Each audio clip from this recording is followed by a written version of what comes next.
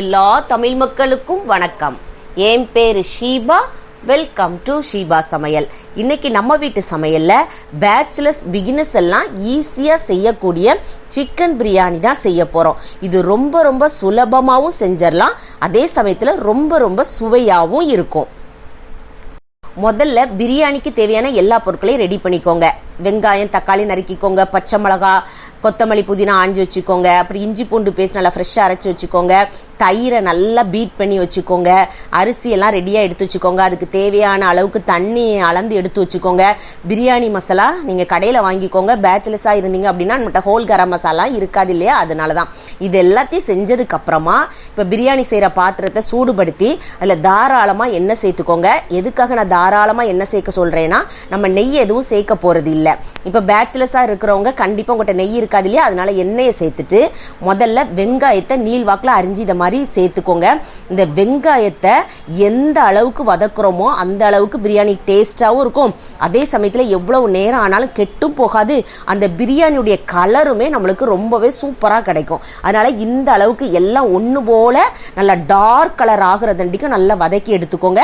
அதுக்கப்புறமா இதில் இஞ்சி பூண்டு பேஸ்ட் சேர்த்துக்கோங்க. எப்போவுமே இஞ்சி பூண்டு பேஸ்ட் நல்லா ஃப்ரெஷ்ஷாக அரைச்சி சேர்த்துக்கோங்க. அதே மாதிரி அடுத்த ஒரு ஸ்டெப்பு பார்த்தீங்கன்னா, இஞ்சினுடைய அளவு கம்மியாக இருக்கணும், பூண்டினுடைய அளவு அதிகமாக இருக்கணும். அதாவது 3 ஸ்பூன் இஞ்சி பேஸ்ட் போட்டிங்கன்னா 5 ஸ்பூன் நீங்கள் பூண்டு பேஸ்ட் போடணும். அதுதான் அளவு. அப்போ தான் பிரியாணிக்கு ஒரு நல்ல மனமும் சுவையும் நம்மளுக்கு கிடைக்கும். இதை பச்சை வாசனை போகிற அளவுக்கு நல்லா வதக்குனதுக்கு அப்புறமா நம்ம கழுவி சுத்தம் பண்ணி வச்சிருக்க சிக்கன் பீசஸை சேர்த்துக்கோங்க. இந்த சிக்கன் பீசஸை சேர்க்கும் போச்சில் அதில் கொஞ்சம் கூட தண்ணி இல்லாத அளவுக்கு சேர்த்துக்கோங்க. அப்போ தான் நம்மளுக்கு பிரியாணி நல்லா குழையாமல் வரும். இப்போ இது எல்லாத்தையும் சேர்த்து நல்லா ஒரு 2 நிமிஷம் வதக்கிட்டு ஒரு 5 நிமிஷம் அப்படி இல்லைன்னா ஒரு 7 நிமிஷம் இதை அப்படியே விட்டுருங்க. அப்படி விட்டீங்க அப்படின்னா அந்த சிக்கன் பீசஸ்லேருந்தே லைட்டாக தண்ணி பிரிஞ்சு வர ஆரம்பிக்கும். இப்போ இந்த சமயத்தில் இதுக்கு தேவையான அளவுக்கு உப்பு சேர்த்துக்கோங்க. அடுத்ததாக பிரியாணி மசாலா சேர்த்துக்கிடலாம். பிரியாணி மசாலா சேர்க்கறதுனால நம்மளுக்கு வேறு எந்த ஒரு பொருளுமே நம்ம சேர்க்கணுங்கிறது கிடையாது. இப்போ ஒருவேளை உங்களுக்கு கொஞ்சம் பிரியாணி காரமாக இருக்கும்னு நினச்சிங்கன்னா 1 ஸ்பூன் தனி மிளகாய் தூள் வேணால் சேர்த்துக்கோங்க. ஆனால் பிரியாணி மசாலாலேயே நம்மளுக்கு தேவையான காரம் எல்லாமே கரெக்டாக இருக்கும். சில பேருக்கு கொஞ்சம் காரம் அதிகமாக சேர்ப்பாங்க இல்லையா, அவங்க வேணால் தனி மிளகாய் தூள் சேர்த்துக்கலாம். இதுக்கு வேற எந்த ஒரு மசாலாவும் தேவையில்லை. இந்த சிக்கன் பீசஸ்ல இந்த மசாலாவை சேர்த்து முதல்ல நல்லா கலந்து விட்டு ஒரு 10 நிமிஷம் இதை குக் பண்ணுங்க. அப்பதான் இதுல உப்பு அந்த மசாலாலாம் அந்த கறியில வந்து நம்மளுக்கு பிடிச்சு நல்லா குக் ஆகி வரும். இப்போ ஒரு 10 நிமிஷம் குக் பண்ணி எடுத்துருக்கிறேன். இப்போ இதுல நம்ம கட் பண்ணி வச்சிருக்கிற தக்காளி பழத்தை சேர்த்துக்கிடலாம்.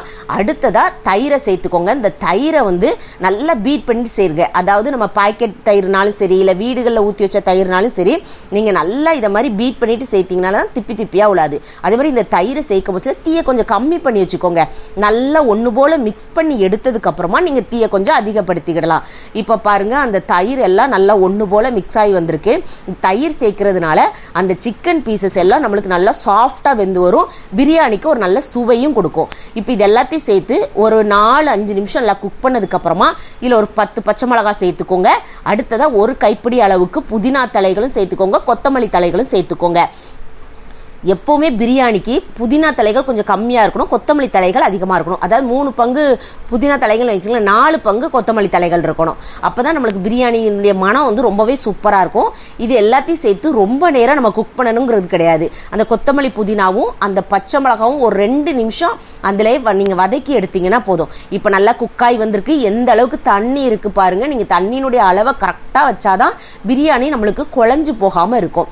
இப்போ நீங்கள் வீட்டரிசி வச்சிங்கன்னா 1 டம்ளர் அரிசிக்கு 2 டம்ளர் நீங்கள் தாராளமாக தண்ணி சேர்த்துக்கிடலாம். நான் இன்னைக்கு பாஸ்மதி ரைஸில் செய்கிறேன். 1க்கு 1.5 சேர்க்கணும். ஆனால் நான் தண்ணி அதில் நிறைய இருந்ததுனால 1.25 அளவுக்கு சேர்த்துருக்கிறேன். இது நீங்கள் ஜீரக சம்பா எடுத்தீங்கன்னா 1க்கு 1.25 அளவுக்கு சேர்க்கணும். ஆனால் நீங்கள் 1.5 டம்ளர் தண்ணி சேர்த்திங்கன்னா போதும். நீங்கள் பச்சை தண்ணியாக சேர்க்காம அந்த தண்ணியை நல்லா சூடுபடுத்திட்டு நீங்கள் சேர்த்திங்கன்னா சீக்கிரமாக செஞ்சு முடிச்சிடலாம். இப்போ அடுத்ததாக அரிசியை ஒரு 2 முறை நல்லா கழுவிக்கோங்க. கழுவிட்டு நல்ல தண்ணி விட்டு முங்குற அளவுக்கு ஒரு 20-30 நிமிஷம் ஊற வச்சுக்கோங்க. கண்டிப்பாக நம்மளுக்கு பிரியாணி அரிசி ஊற வைக்கணும். நீங்கள் நம்ம வீட்டுக்கு பயன்படுத்துகிற சாப்பாட்டு அரிசியாக இருந்தாலுமே 2 முறை கழுவிட்டு நீங்கள் தண்ணி ஊற்றி 20-30 நிமிஷம் ஊற வச்சுக்கோங்க. இப்போ நம்ம கொதிக்க வச்சு அந்த தண்ணி திறந்து பார்த்தோம்னா நல்லா கொதிச்சு வந்திருக்கு. நீங்கள் உப்பெல்லாம் செக் பண்ணி பாருங்கள். அப்போ தான் நல்லா சுள்ளுன்னு இருக்கிற மாதிரி இருக்கணும். அப்போ தான் பிரியாணி கரெக்டாக வரும். நீங்கள் கொதி வந்ததுக்கப்புறம் கூட ஒரு 5 நிமிஷம் கொதிக்க விடுங்க. நல்லா கலந்து விட்டு பார்க்கும்போதுல அந்த தண்ணி கொதி வந்து நிற்காமல் இருக்கணும். அந்த அளவுக்கு கொதிச்சதுக்கப்புறமா நீங்கள் கழுவி சுத்தம் பண்ணி வச்சுருக்கிற அரிசியை சேர்த்துக்கோங்க. இந்த அரிசியை சேர்த்ததுக்கப்புறமா ரொம்ப போட்டு கரண்டி வச்சு அப்படியே கிண்டி எடுத்துடாதீங்க. ஊற வச்சுருக்கோம் இல்லையா, அது உடஞ்சி போயிடக்கூடாது. அதனால அரிசியை போட்டு நல்லா சாஃப்டாக நீங்கள் இதை கலந்து விட்டுக்கோங்க. கலந்து விட்டு மூடி போட்டுக்கோங்க. ரொம்ப அப்பப்போ திறந்து விட்டீங்க அப்படின்னாலும் அந்த மனம் போயிடும். ஆனால் அதே சமயத்தில் நீங்கள் கலந்து விடாமல் இருந்தீங்கன்னா அடி பிடிச்சிரும். இப்போ பாருங்கள், நான் திறந்து காமிக்கிறேன். ஓரளவுக்கு அந்த அரிசி அந்த தண்ணியெல்லாம் நல்லா உள்ளிழுத்து வந்திருக்கு. இன்றைக்கி நம்ம தம் போட்டு தான் அந்த பிரியாணியை செய்ய போகிறோம். நான் எந்த சமயத்தில் தம் பண்ணணும்னு காமிக்கிறேன் பாருங்கள். இப்போ தண்ணி இந்த அளவுக்கு இருக்கா, இது இருக்கட்டும். இப்போ இது இன்னொரு 5 நிமிஷத்தில் அது குக் ஆகட்டும். அதுக்குள்ளே நீங்கள் வந்து ஒரு தோசைக்கல்லை நல்லா சூடாக்கிக்கோங்க. அதாவது நீங்கள் இது வந்து வேண்டான்னு போட்ட தோசைக்கல்லை ஹை ஃப்ளேமில் வச்சு நல்லா சூடாக்கணும். இது நல்லா சூடானதுக்கப்புறமா நீங்கள் வந்து தம் போட ஆரம்பிக்கணும். இப்போ தம் போடுறதுக்கு முன்னாடி இதில் ஒரு 2 பொருட்கள் சேர்த்துடலாம். இப்போ இதை நல்லா ஒரு அட்டை மிக்ஸ் பண்ணி பாருங்க. உங்களுக்கே தெரியும், மேலே தண்ணி இருந்தது மாதிரி இருக்கும். ஆனால் நீங்கள் கலந்து விட்டுட்டு பார்த்தீங்க அப்படின்னா அந்த தண்ணி எல்லாத்தையுமே நல்லா ஓரளவுக்கு உள்ளே இழுத்துருக்கணும். இந்த பதத்தை நீங்கள் பார்த்துக்கோங்க. இந்த ஸ்டேஜில் நீங்கள் தம் போட ஆரம்பிச்சிருங்க.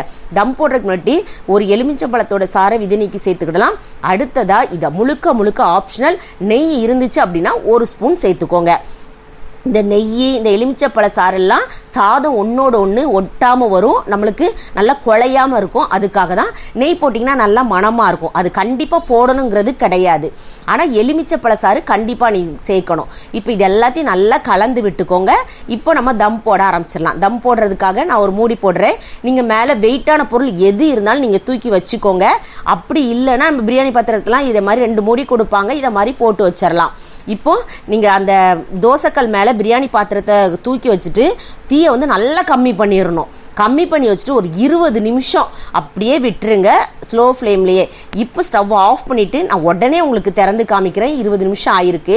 நீங்கள் இதை எப்போ சர்வ் பண்ணுறீங்களோ அப்போட திறந்து நீங்கள் சர்வ் பண்ணிக்கலாம். நான் எதுக்காக உடனே திறந்துருக்கிறேன் அப்படின்னா, எந்த அளவுக்கு சாதம் ஒன்றோட ஒன்று ஒட்டாமல் குழையாமல் பர்ஃபெக்டாக வந்திருக்கு பாருங்கள். எந்த அளவுக்கு சூட்டில் இருந்தால் கூட அது அவ்வளோ ஒரு பெர்ஃபெக்டாக வரும். இது வந்து நம்மளுக்கு தேவைப்படுற பொருட்கள் பார்த்துருப்பீங்க. ஒரே ஒரு மசாலா பொருள் தான் நம்மளுக்கு தேவை. அதுவும் நம்ம ரெடிமேடாக கடையில் வாங்கிக்கிறோம். ரொம்ப ஈஸியாக செஞ்சுட்டோம் பாருங்கள்.